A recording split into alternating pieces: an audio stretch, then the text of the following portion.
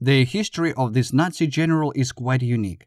Had it not been for chance, he would have gotten slight fright after the fall of Hitler's Germany. However, fate decreed that the so-called Anton Dustler precedent entered history, which became the basis of sentencing the top brass of the Third Reich.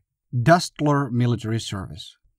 By nature, Anton Dustler was a classic and typical German serviceman of the old school, stubbornly and consistently going through all the steps in the military career ladder. Born in 1891 in Munich, in 1910 Anton Dustler was enrolled in the 6th Bavarian Infantry Regiment as a Fenenjunker, cadet sergeant. 2 years later, he received his first officer rank, lieutenant. After the start of the First World War, from the beginning of 1916 to the autumn of 1918, Anton Dustler, with the rank of senior lieutenant, commanded the 3rd Bavarian Army Corps.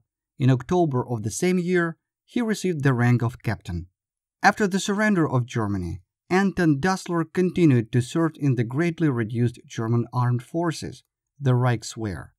After Hitler came to power, Anton Dustler was assigned to Berlin, where he served in the Abwehr, counterintelligence of the Third Reich. In 1932, he received the rank of major. The further career path was just as smooth and even boring. With the outbreak of World War II, Colonel Anton Dustler was appointed operational chief at the headquarters of the 7th Army.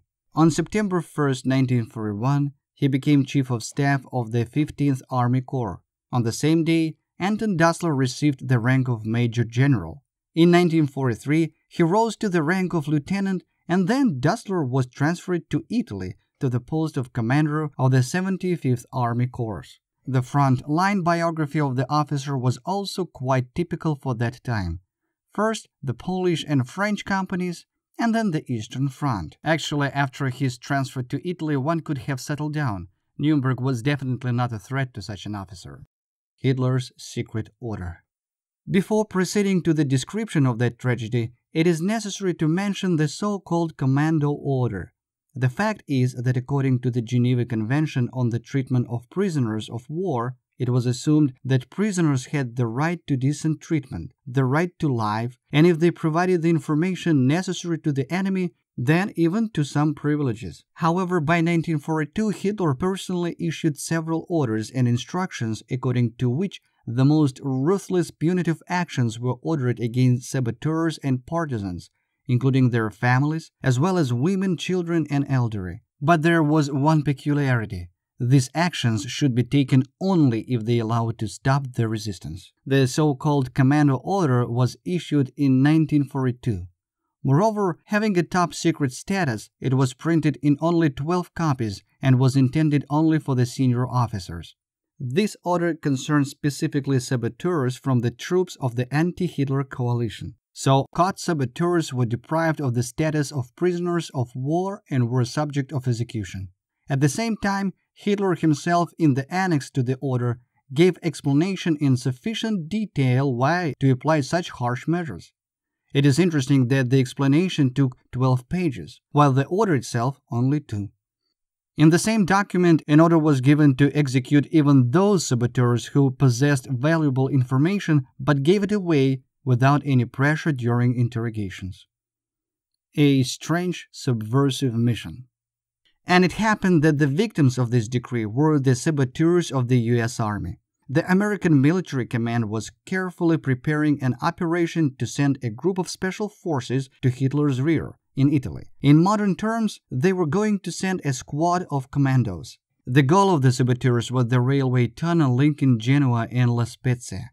After completing the task, the group was supposed to join the Italian resistance, providing it with all kinds of help and support. The operation, codenamed Genie, was prepared more than carefully. Only saboteurs of Italian origin were selected. They were fluent in the language and understanding local traditions. Finally, on March 22, 1944, 13 soldiers and 2 officers were transferred 400 kilometers from the front line. Saboteurs were dropped out 100 kilometers from the city of La Spezia. But then a tragic incident happened. With all the thoroughness of the preparation, the saboteurs were discovered by Italian troops and detained. The detained landing force was transferred by the Italians to the headquarters of the 135th Brigade of the 75th Army Corps, whose commander was Anton Dussler. Interrogation and verdict. The interrogation protocols were handed over to Dussler, and he handed them over to the commander of the German army in Italy, Field Marshal Kesserling. Having carefully studied all the information, he ordered the saboteurs to be executed. Anton Dussler, as a good servant, took command and instructed his staff officer, Alexander I von Dennerschlobiden, to deliver the order to the headquarters of the 135th Brigade. However, the officer not only refused to send the order, but also tried to convey his commander that this decision was contrary to all wartime laws. As a result, Anton Dussler fired him and handed over the order personally. But it didn't end there. The brigade commander, Colonel Elmers, also opposed the execution order. The officer insisted that this decision would only lead to senseless casualties and would not affect the course of the war in any way. However, his arguments were also ignored, and on March 26, 1944, American soldiers were shot.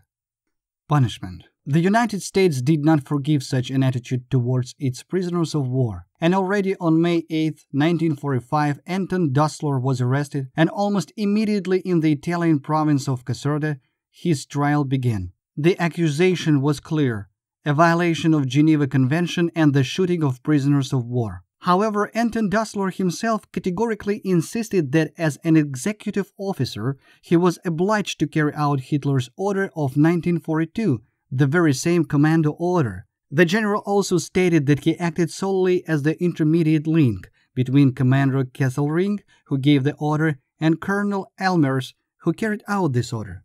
The most interesting thing is that the process was widely covered in the media and caused unbelievable criticism.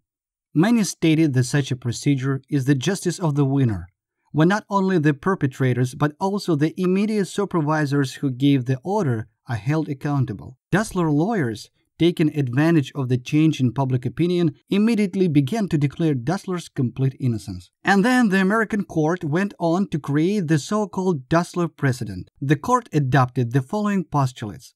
The general was well aware of the criminality of the order, but not only did not interfere with its execution, but also put pressure on their subordinates because they refused to fulfill it. Therefore, having every opportunity at least to express an opinion about the criminality of the order, the general did not do this, and therefore is considered an accomplice in the crime and guilty. As a result, Anton Dussler was sentenced to death and shot on December 1, 1945. Dussler's trial set a precedent. During the Nuremberg tribunal, all the accused almost in unison said that they were simply following Hitler's orders. So all the blame lies solely with the Führer, and they have nothing to do with it. The Dussler precedent finally put an end to such subterfuges.